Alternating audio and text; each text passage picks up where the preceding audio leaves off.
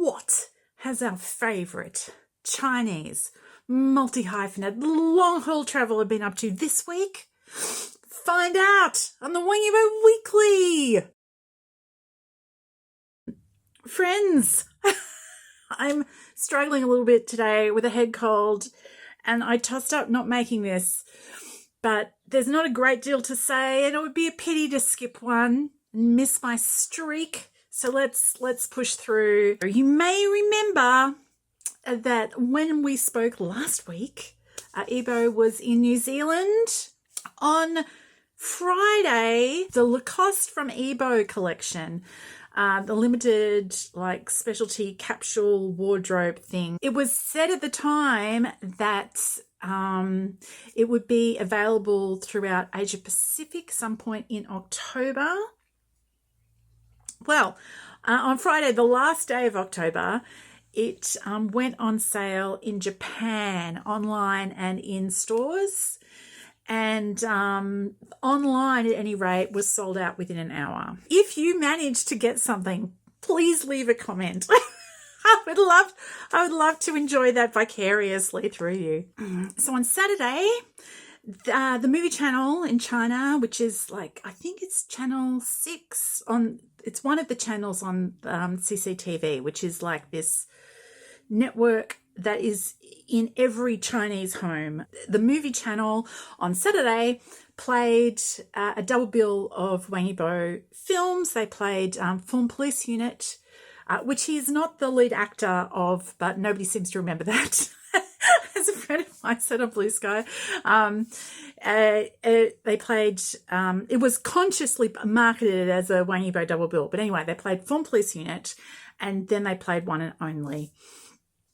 So that was Saturday. On Sunday evening, Yibo was spotted at the airport flying out of New Zealand. He was again spotted on Sunday arriving in Beijing. So he's back in China. As far as we know, he's still back in China. So it means that he was in town or in the country in time for the Weibo thing on November the 3rd. It had been reported that he was going to be a performer on the night, but that did not eventuate. So the only other real sort of newsy thing, apart from him being spotted traveling, is that last night a new piece of video was released, a further promotion for the National Games.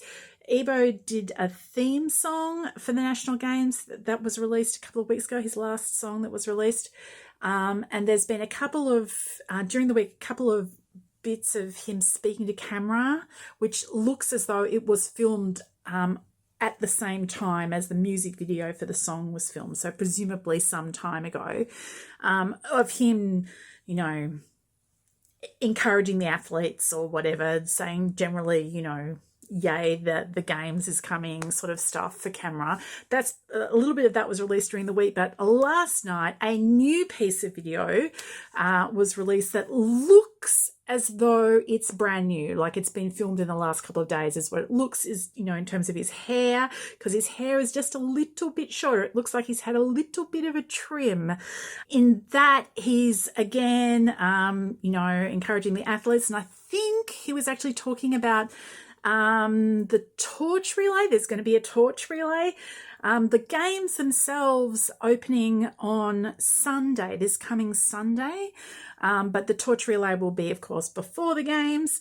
And yes, I think this piece that came out last night, which is our most recent sighting of the man, is about the torch relay. That's really all of the news that I have, apart from brand stuff.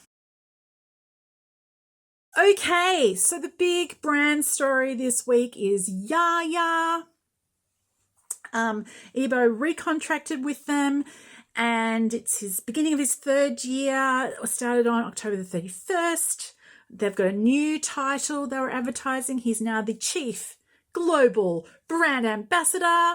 And there was a whole bunch of new materials came out, like quite a lot of new photos, a dozen or more. And there was also some video. There's some new peripherals, and they had like a how-to video of showing you how to put together the new like kit of stuff. And yeah, he looks gorgeous in the photos with the curly hair. So yeah, that's the big story for the week. And there were a few other smaller things that happened. So Jeanswest came out with a few new edits of things, some behind the scenes photos, a little bit of re-edited footage. Bananain posted a video of behind the scenes of photo filming video. Tai Ling had a fun little Halloween themed fan participation competition where they put some spooky sort of aesthetic photo edits up. That was like unusual. That was cute. Use had something new, but it was a little bit boring.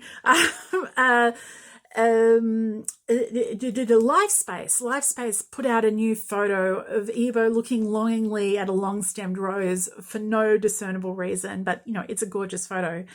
As far as I'm concerned, the cutest thing that came out this week, I mean, the YAYA stuff is great, but the cutest thing that came out this week is a new Cotti Coffee commercial, like full-blown commercial.